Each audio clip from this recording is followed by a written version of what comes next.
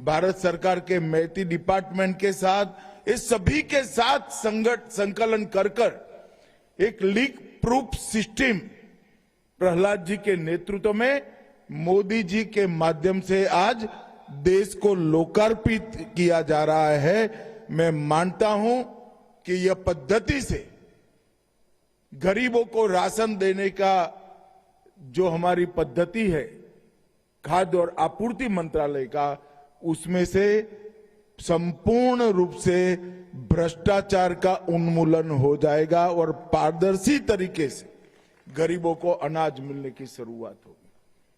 देश के कई हिस्से ऐसे हैं, कई माओवादी क्षेत्र जो पहले थे, वहां पर नॉर्थ ईस्ट के अशांत क्षेत्रों में, गरीब क्षेत्रों में, और जो कहा आकांक्षी जिले हैं जो आज भी पिछड़े रह चुके थे, वो जिलों में 5 किलो अनाज पारदर्शिता के साथ गरीब के पास नहीं पहुंचता है, क्योंकि उसको मालूम ही नहीं है कि मोदी जी दिल्ली से मेरे लिए 5 किलो अनाज भेज रहे हैं।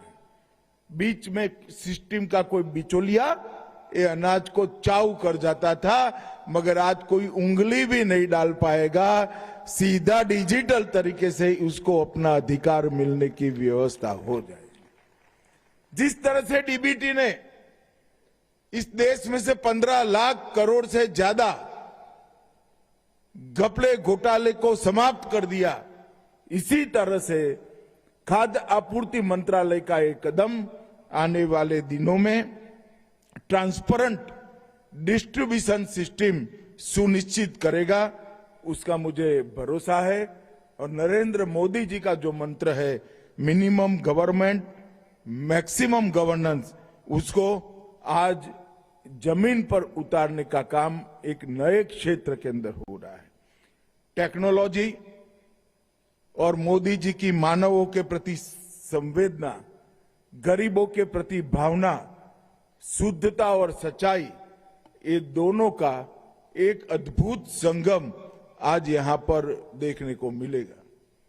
मित्रों, आज यहां पर पब्लिक डिस्ट्रीब्यूशन सिस्टम के तहत गुजरात में 1 किलो तुअर दाल, 1 किलो चना, नमक और शक्कर, इसका भी वितरण आज यहीं से यही एटीएम के माध्यम से होगा। आज गुजरात में बनी हुई मेड इन इंडिया से ज्यादा मेड इन गुजरात एक अन्न आपूर्ति मशीन का भी उद्घाटन हुआ। सेंट्रल बैंक डिजिटल करेंसी, जिसके माध्यम से, जिसके बारे में मैंने पहले कहा, पीडीएस का पायलट का शुभारंभ भी हुआ।